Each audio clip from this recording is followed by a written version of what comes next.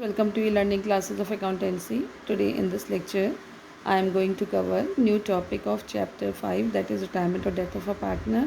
The topic which I am covering in this lecture are the revaluation of assets and liabilities, that is theory of accounting treatment of revaluation of assets and liabilities, treatment of reserves and accumulated profit, and numerical I am covering in this lecture.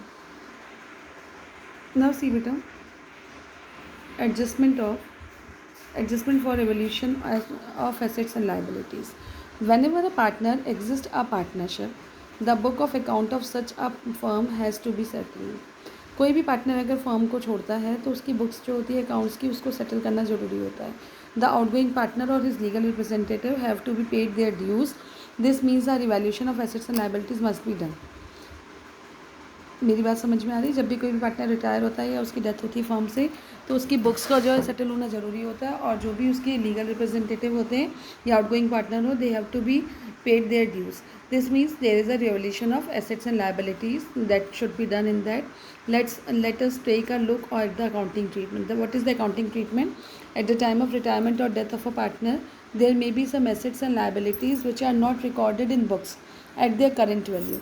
Also there may be some unrecorded assets and liabilities which need to be recorded in the books. Retirement या death के time पे कुछ ना कुछ ऐसी assets and liabilities है जिनको हमने करंट वाले पे रिकॉर्ड नहीं करा है या कुछ और एसेट्स एंड लाइबिलिटीज़ होगी जो कि रिकॉर्डेड होने से रह गई हैं. तो रिवोल्यूशन अकाउंट इन्हीं एसेट्स एंड लाइबिलिटीज़ को रिकॉर्ड करने के लिए बनाया जाता है. Revolution account is prepared in order to ascertain net gain or loss on revaluation of assets and liabilities and bringing unrecorded items into books. Revaluation account इसलिए बनाया जाता है ताकि हम नेट गेन या नेट लॉस को सर्च कर सकें और अनरिकॉर्डेड आइटम्स को बुक्स में शो कर सकें. द रिवैल्यूशन प्रॉफिट और loss is transfer to the capital account of all partners including retiring और डिसीज पार्टनर. और क्योंकि ये लास्ट ईयर का होता है आपका एसेट्स एंड लायबिलिटीज का रिवैल्यूशन, सो इसका जो प्रॉफिट या लॉस आता है वो तीनों पार्टनर्स में जो भी कंटिन्यूइंग पार्टनर्स हैं एज वेल एज जो रिटायरिंग पार्टनर है या जिसकी डेथ हो गई हो डाइट पार्टनर है उसके भी अकाउंट में इसको हम शो करते हैं in the old profit sharing ratio.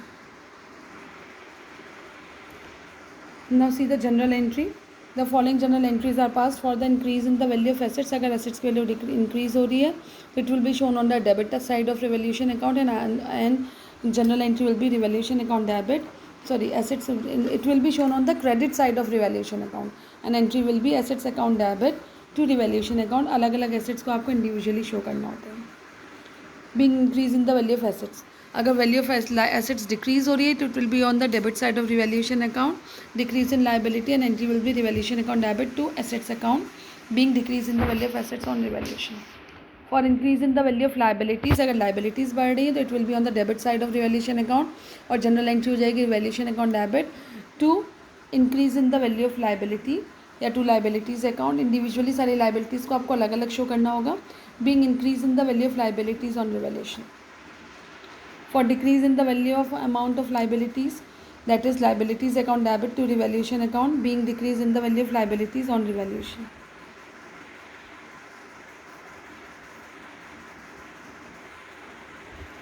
Now see, for unrecorded assets, assets account debit to revaluation account being unrecorded assets recorded in the books. For an unrecorded liability, revaluation account debit to liability account being unrecorded liability recorded in the books. For transferring of profit on revolution, अगर profit आ रहा है बेटा तो it will be on the credit side of partners capital account. Entry will be revolution account debit to all partners capital account. और अगर loss आ रहा है तो it will be on the debit side of revolution account and entry will be all partners capital account debit to revolution account. Being loss on revolution transfer to partners capital account in old ratio. Now see with the next treatment, that is adjustment of accumulated profit and reserve. If at the time of retirement there is any balance of general reserve fund or any undistributed amount of profit and loss account appearing in the balance sheet, it belongs to all the partners and should be transferred to the capital account of all partners in their old profit sharing ratio. Retirement के time पर अगर कोई balance होता है general reserve का, reserve fund का या undistributed profit का, प्रॉफिट एंड लॉसेस का, तो जो बैलेंस शीट में अपेयर कर रहा है ओल्ड बैलेंस शीट में तो ये सभी पार्टनर्स का होता है और ये पार्टनर्स कैपिटल अकाउंट में ओल्ड रेशियो में डिवाइड हो जाता है among all the partners. And entry is for distribution of reserve and accumulated profit, general reserve account debit, reserve fund account debit, profit and loss account debit to all partners capital account. और for distribution of accumulated loss, all partners capital account और current account debit to profit and loss account. for distributing surplus of a specific reserve. In case specific reserve like workman compensation reserve or investment fluctuation reserve are in excess of actual belongingness या actual obligations, the excess will be transferred to capital account of all partners in old ratio. An entry will be workman's compensation reserve account debit, investment fluctuation reserve account debit to all partners capital account. Because अगर workman compensation reserve में workman compensation claim भी given है और excess amount reserve की बची है, ऐसे investment fluctuation reserve में एक्सेस अमाउंट बची हुई है, तो वो भी पार्टनर्स का प्रॉफिट होता है. It will be credited to all partners capital account in old ratio. Now see बेटा क्वेश्चन नंबर 27. ये न्यूमेरिकल क्वेश्चन है आपकी बुक का. A B C and D are partners sharing profit in the ratio of 1:2:3:4. ये old ratio given है तीन चारों partners का. D retires and is share is taken up by A and be equally. D retire हुआ, उसका share A and B ने equally ले लिया. इट मीन्स ए और बी दोनों गेन कर रहे हैं, सी ने कुछ भी नहीं किया है. General reserve showed a balance of ₹65,000 at the time of D's retirement. जब डी रिटायर हुआ था तो जनरल रिजर्व में एक बैलेंस था, that is 65,000. You are required to show, और आपकी गुडविल जो वैल्यूड हो रही थी वो 3 years परचेज थी, average profit which were ₹20,000. You are required to record the necessary general entries to record the above adjustment on D's requirement. You are also required to prepare his partner's capital account to find out the amount due to him, and his capital balance in the balance sheet was ₹1,50,000 before any adjustment. Also calculate the new profit sharing ratio. बेटा general reserve का balance appear कर रहा था books में, और second thing जो था आपका गुडविल का ट्रीटमेंट भी है इसमें, और उसके बाद आपको पार्टनर्स कैपिटल अकाउंट बनाना है. सबसे पहले तो आप इसमें वर्किंग नोट्स देख लीजिए.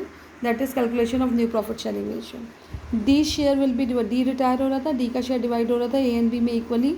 तो डी का शेयर था 1/2 इंटू 1. डी का शेयर था 4/10. 4/10 का 1/2 ए का गेन था, और ए का न्यू रेशियो हो गया old ratio plus gaining share. 2/10 उसका ओल्ड रेशियो था, 2/10 उसका गेनिंग शेयर था, और 1/10 उसका ओल्ड रेशियो था ए का. इट इज़ 3/10 इसका न्यू रेशियो आ गया.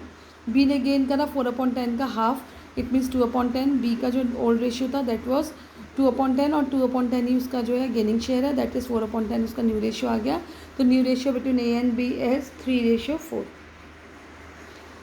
और सी का सेम शेयर तो सेम रहेगा, तो सी क्योंकि रिटायरिंग पार्टनर है तो सी का शेयर वही रहेगा जो उसका मेन शेयर था.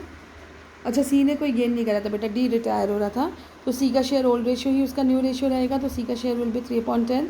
तो 3/10, 4/10 और 3/10 ये उसका न्यू प्रॉफिट शेयरिंग रेशियो है ए बी एंड सी का. नाउ सी, हम इसकी जनरल रिजर्व थी क्योंकि ये लास्ट ईयर की वैल्यू है, तो ये सारे पार्टनर्स को बिलोंग करती है, तो ये सारे पार्टनर्स के अकाउंट में ओल्ड रेशियो में डिवाइड होगी. Entry is general reserve account debit 60,000 to A's capital account, to B's capital account, to C's capital account, to D's capital account. चारों के अकाउंट में ट्रांसफर हो गई. Being general reserve transfer to capital account in old ratio. Then goodwill का treatment था बेटा, ये gaining ratio में डिवाइड होगा 1:1 में.